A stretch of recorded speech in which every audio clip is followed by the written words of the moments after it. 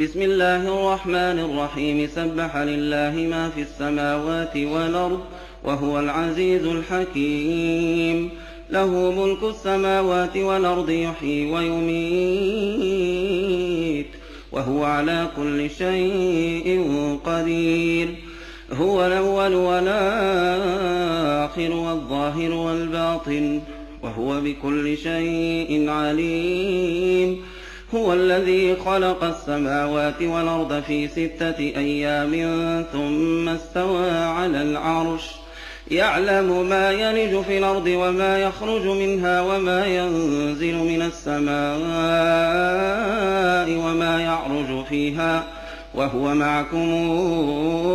أينما كنتم والله بما تعملون بصير له ملك السماوات والأرض وإلى الله ترجع الأمور يولج الليل في النهار ويولج النهار في الليل وهو عليم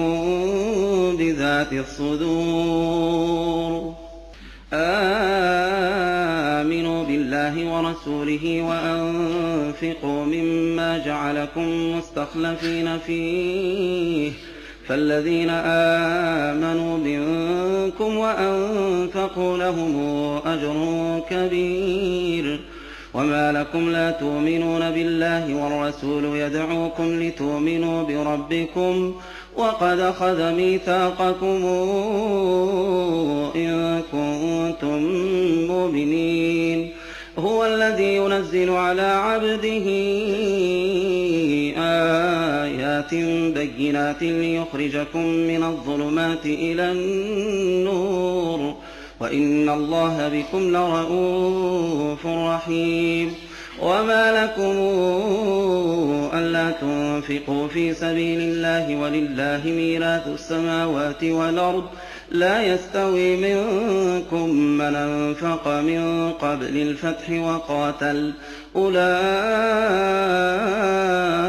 أعظم درجة من الذين أنفقوا من بعد وقاتلوا وكلا وعد الله الحسنى والله بما تعملون خبير من